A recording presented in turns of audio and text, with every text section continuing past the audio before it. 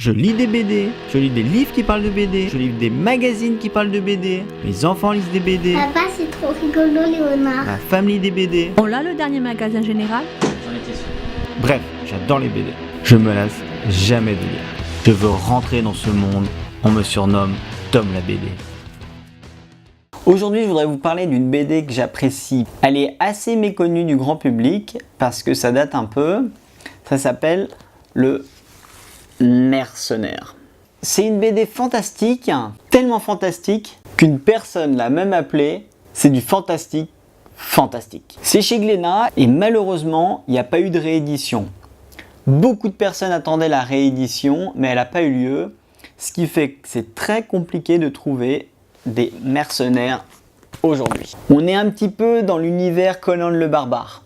Ce qui est particulièrement appréciable dans cette série, ce sont les dessins qui sont hyper réalistes. Un exemple.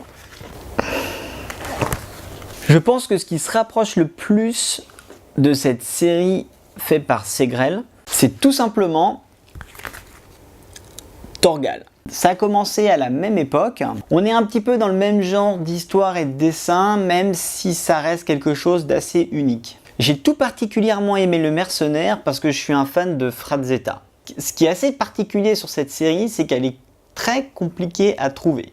Moi-même, j'ai eu beaucoup de mal à me procurer tous les tomes, et il y en a un que j'ai pas pu me procurer. J'ai donc été pour la petite histoire à la bibliothèque de Montpellier où j'avais découvert la série Le Mercenaire, et j'ai été faire des photos de toutes les pages de la bande dessinée. Au début, les bibliothécaires ont râlé, mais je leur ai expliqué que la cotation, elle était autour de 500 à 600 € aujourd'hui et que la BD était introuvable. Et je lui ai dit qu'il n'y avait pas d'autre solution que je la prenne en photo vu la valeur particulièrement élevée et le fait que ça soit quasiment introuvable aujourd'hui un numéro du Mercenaire. Donc Glénat, j'espère que vous rééditerez cette BD qui est fantastique, qui je pense est intemporelle. Je vous la conseille, elle vaut 9 sur 10 facilement.